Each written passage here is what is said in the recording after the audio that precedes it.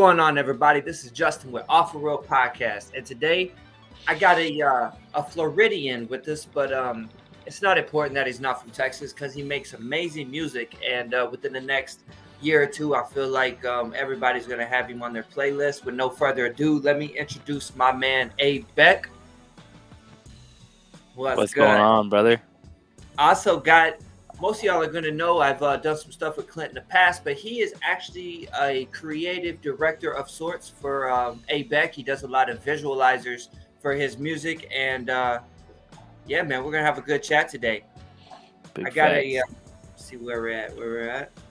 So, man, how's life going for you, A.Beck, at the moment? It's busy, dog. That's good. Better than Busy. alternative, right?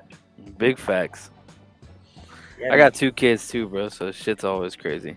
Yeah. I actually got some inside information. We can start there because being a father is first and foremost the most important thing to me. But you got some really cool names for your children. Go ahead and tell the people your children's names. Yeah, man. So I got a 3-year-old. His name is Avery Jupiter, and then my 1-year-old. His name is Caden Mars. Man, that's awesome. What was the inspiration behind those names? Just basically like me and their mother. We love the galaxy. We like stars, space, like all that shit is like super inspiring and creative. So we're like, fuck it, man. Let's just run with it. Man, that's awesome. First, That's we awesome. was gonna name them like the actual planets as the first name, but then we was like, man, let me not. Let me. Wow. No, that's awesome. And I guess let's go ahead and let the people know that you're from the what is it? The city of beautiful, Orlando. Yeah, that's what they call it, man. And I doing a thought they little called it research, like, you guys have more restaurants per capita than anywhere in the United States of America. I did not know that, but I can imagine. There's like a restaurant every corner, bro. Yeah, it's the home of Olive Garden and Red Lobster. Yeah, and Darden's the out here. Backstreet Boys. Darden. I actually used to work for Darden a couple years ago. Yeah, me too. I were definitely slaying shrimp at Red Lobster. Feel me, fam. I was a Longhorn guy, Yeah, man. I guess what's the worst job you ever had, Beck? bro. No lie. When I was 18, like I was like, yo, I'm gonna get a job that summer after high school, and I worked at Circle K, the midnight shift. Bro, I didn't last my 90 days. I swear to God. That sounds about as bad as it could get. I have a friend that worked nights at a store, and he had crazy stories every time I seen him. Facts, bro. It's like I don't know, man. Like I got robbed for some lighters within my like first month. I was in the cooler stocking, and some dude ran in there and like robbed like 50 lighters. I'm like, yo, what you want me to do? I ain't gonna stop him. Man, I got a story. This actually is pretty cool. Like, so at the very beginning of COVID, the job that I took was the graveyard shift at a 7-Eleven, like the overnight key holder manager, whatever, because it was the first thing that opened up. And I 3 stores opened in the very limited time that I worked there before restaurants started opening back up. And all 3 stores that opened all had ATMs that were loaded with over $100,000 cash before they That's opened. wild, bro. All 3 of them, the night before the grand opening, got robbed. All 3. Like, tell me that's not an inside job, dude. Big facts, bro. All right, so I guess since we heard that interesting story about jobs and robberies, what a better way to go into talking about the music business than talking Yes, about getting sir. robbed. Yeah. That's how he writes about Bro, the real how he writes about the real shit right there. That night at 7-Eleven with the lighters. big Now, facts. well, I want fans to go check out the release slide that A.Beck put out, and the question that I got is why the music sounds different since that. Um, man, I think it's just growth, man. Like honestly, my biggest thing always, and sometimes it works against me, is like there's no box to me, right? Like I can make any genre I wanted. So like it's like a lot of people struggle to find like, okay, what is this guy on? Like is he gonna rap or is he gonna sing or is this like Afro beat? I got dance shit, house shit, like so to me it's always about like what I feel like in the moment. So Slide was just like a turn up joint. I was like, yo, I'm turned up right now. I mean, it's just happened in a moment. And then when I decided to push it out, it's like, yo, let's just put it out. Like, No, that's awesome. Now, how did the this might be a little inside baseball, but how did the T Paint app influence you? yeah, man, you hit me on the elbow right there. So like to me, like when I first started making music, like it was like auto tune had just popped off, and it was like a lot of people don't realize this shit, but when auto tune first came out, like and T Pain was out with it, it wasn't the easiest thing to get. So like I'm talking, I think it was like $1,000, $2,000. And I was in middle school, so like that's kind of impossible, bro. So even if you had the auto tune, like the Interis auto tune, the real shit, like you had to have like a iLock key. Like it was really hard to get a like you had to have your own number. You know what I'm saying? Like everything was very particular.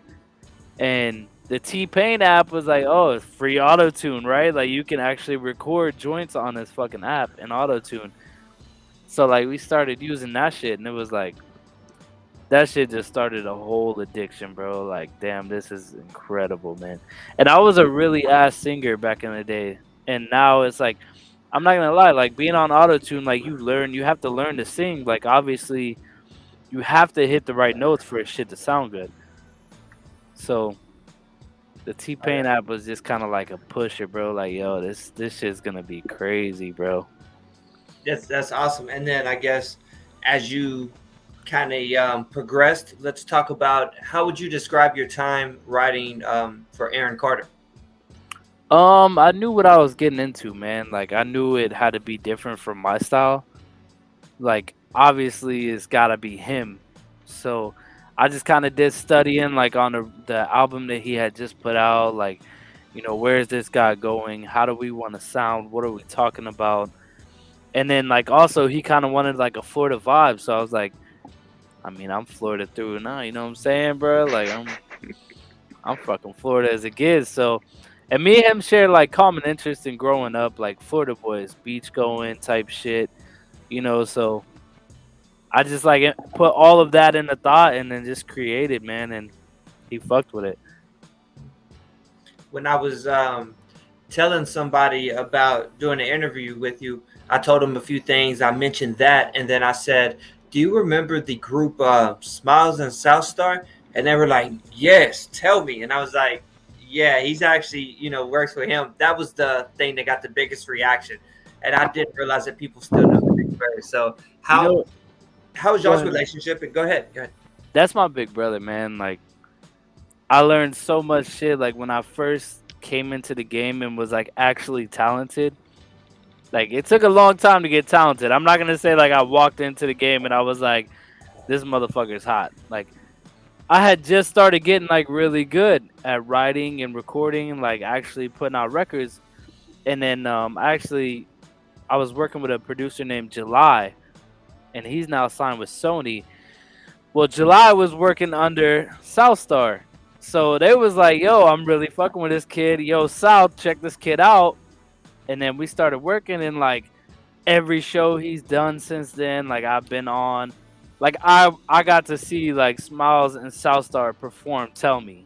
You know what That's I'm awesome. saying? Like Yeah, yeah, that's on good. stage with him, like that shit to me coming from Orlando, bro, it's like that's one of those legendary full circle moments. Like you grew up listening to this shit, now you touring with the dude. You know what I'm saying? Like so Gotcha. South, he's really been like a blessing to me, man. Like you just it's really important to learn the industry before you're in the industry, and I got to do that. You know what I'm saying? Yeah, yeah, no, that's amazing. We'll dive deeper into music with you and ask you how the Beach Boys, your love for them, I guess. Yeah, man. Like I remember growing up, like in my pops, we didn't get to listen to like hip hop or nothing, so it was like Like you kind of wanted to be like, man, this shit's whack. Like everybody else is listening to this in school, and I'm pulling up to school listening to fucking the Beach Boys or Van Morrison or fucking MJ or Phil Collins. Like, bro. But I fell in love with that shit, bro. Like, cause I had to listen to it, so I was like, let me just study the shit. And the Beach Boys were so creative to me. Like, if you really learn about them and how they wrote and what they wrote about and their experience and stuff, like harmonies, all that shit was just like on a whole other level than most Beautiful. artists of the time. You know what I'm saying? So like to me, it was very inspiring. Like I want to do that shit, bro. Like I want to be my one of a kind. You know what I'm saying? I No, I felt it on the song that A.Beck dropped. It was a flip, I guess, of sorts. A couple weeks ago, we did a little video to it, but the first minute and a half, it's "Sugar We're Going Down." It's the flip on that. But the Yeah. first minute and a half of it is A.Beck singing around with himself, like the end of God Only Knows, but like updated Right. and modernized. And when I heard it, I was like, "Ah, man, he finally there's some Beach Boys in there. It's sick." that- let's I do want to touch on one thing. How do you how is your relationship with your father, and has he been an inspiration into you being a musician? Yeah, man. Like pops, pops keeps that shit real, man, all the time. And like, I guess you could say like I inspire all the time to like make him proud with some shit. Like I'll send him my best shit and be like, "Yo, peep this," and he'll be like, "Yo, put that shit out, bro." And it's like, cause like obviously, bro, I wouldn't be so in tune with music or like, or have such a knowledge of music if it wasn't for him, right? Like he like constantly was like putting me on the whole time and he didn't even know he was putting me on. You know what I'm Right, saying? right. So like he's like the master plug, like the master creator of what I am now. It's funny you say that. I tell people having I had a stepfather come into my life later, and what I realized that was what a good father does is it's pretty much a cheat code through life. Big Um, facts, yeah. you kind of have like somebody like steering you. So I just want to say salute to him. I'm always I can't promote father and sons or fathers in general enough, so I want to say salute to him, and that's dope that you were able to share that with us.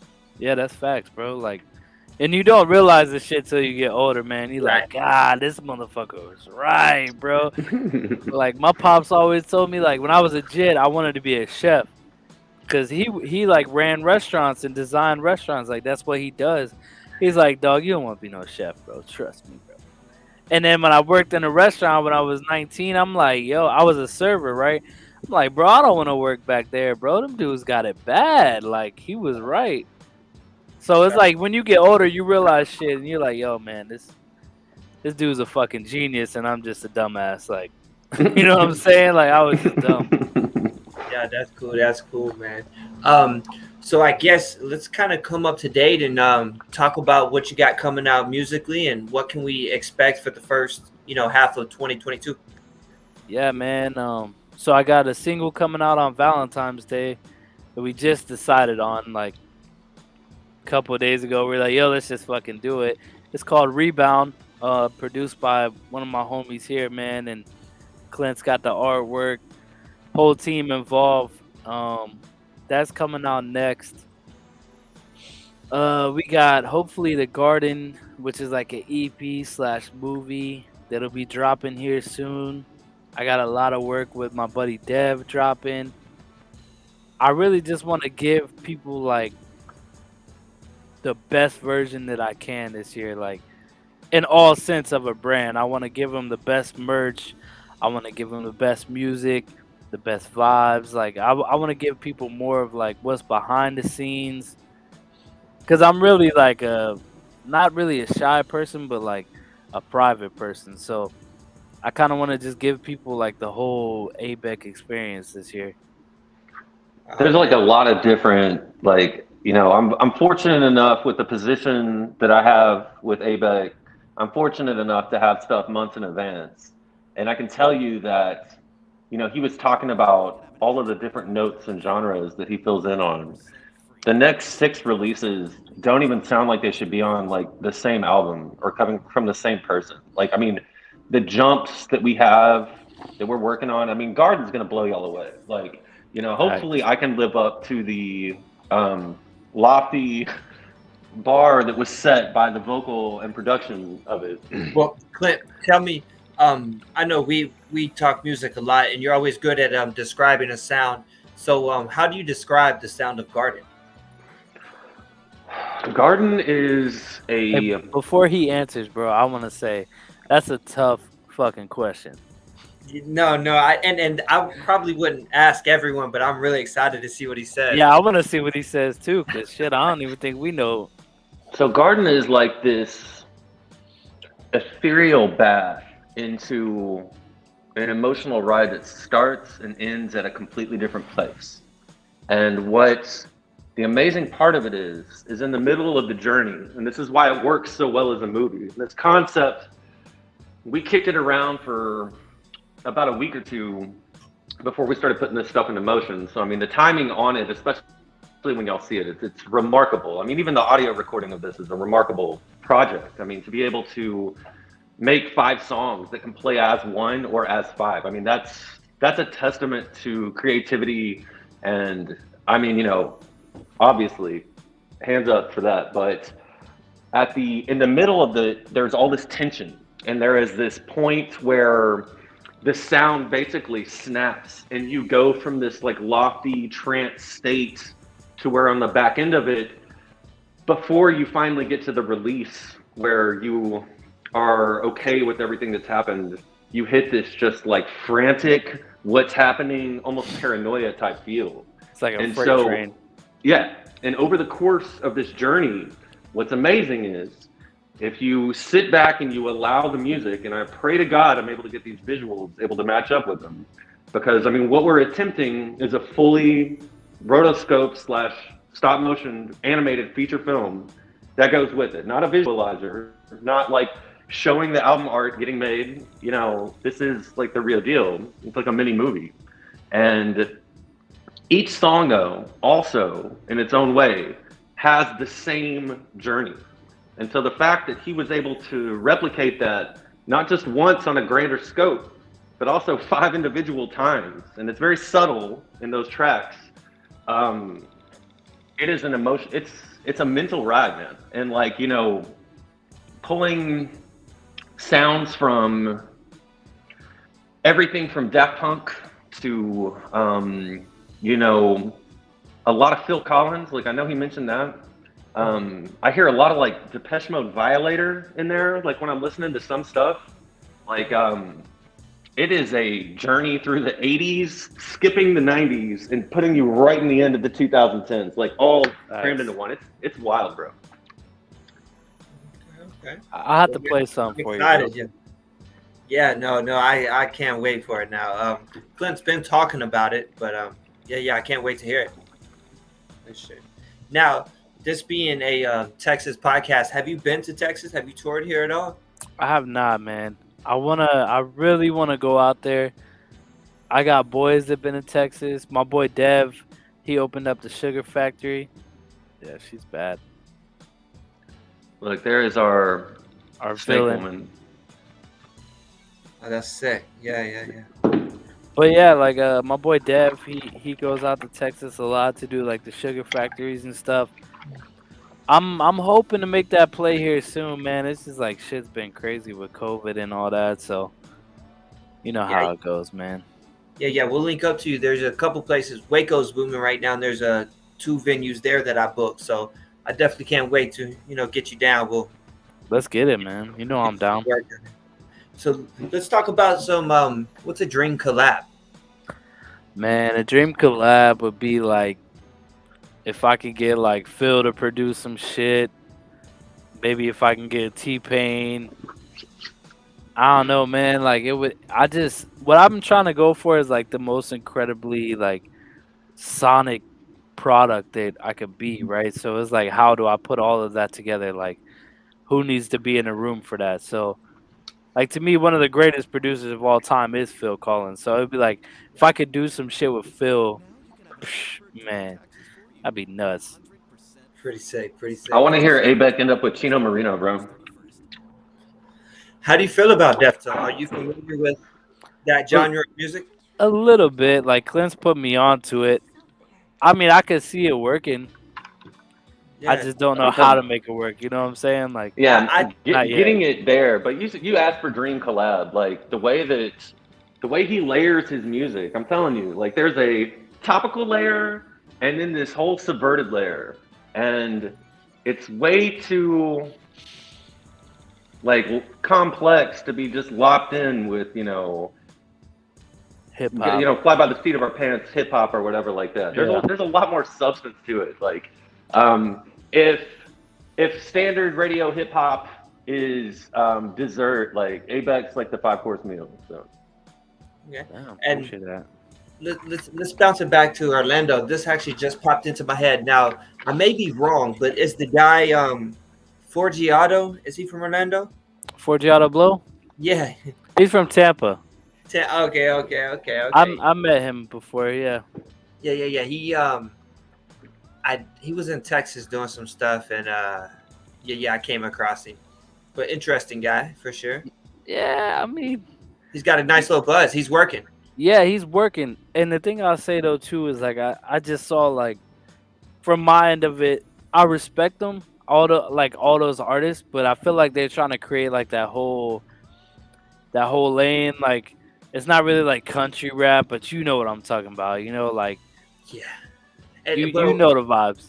are you into the guys who kind of really do it well, like the Jelly Rolls and Struggles and Oh, bro, on everything I love, like I watch Jelly Roll because Jelly used to work with a promotions company out here. It's called CSR, okay, and yeah. they were the same ones that worked with Kasky before signing with Birdman, and Absolutely. so I've seen Little short. Jelly. He's like the little short Iranian guy or middle Indian looking Middle, dude. yeah, yeah. Yeah.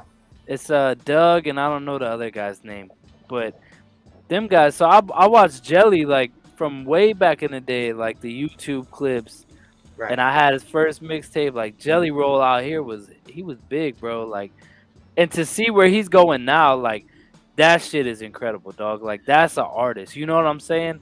Out of when I first started rapping, they kind of pushed us all together. I was doing it was like a group of us. It was like MGK, Mac Miller, and I would do shows with all these guys. Jelly Roll.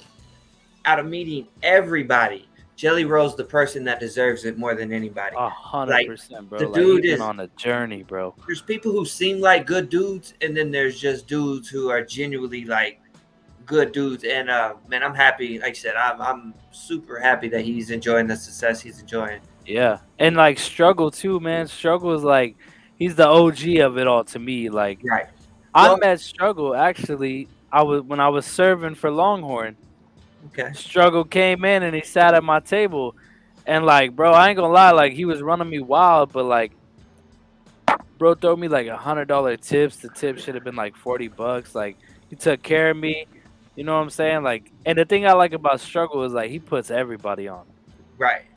No, Like he done put his daughters, both of his daughters, in position to win yeah. musically though. Like, and there's talent, so it's like really dope to watch that shit. No. What about going further than that? Have you familiar with the Haystack? I've heard of it, but I haven't really like studied it like Okay, that. so that was the first to break this down real quick. That was the first one. He's from Tennessee. He was the first country rap guy. He had a deal with Def South when who got that Scarface got the Def Jam South deal. Yeah. He was going to sign two people. He was going to sign Haystack or Ludacris. He Okay. signed Haystack, but Haystack caught a charge, so he went and signed Ludacris, and the rest is history. But check I out, do remember that. I do remember that. yeah, man, that's super cool. Man, I know you're always working. You're a prolific artist. The amount of stuff that you put out is amazing. I don't want to take too much of your time, but is there anything you want to tell your fans and tell our people before we head out? Man, just put on your seatbelt, man, and enjoy the ride with me, dog, cause we going crazy.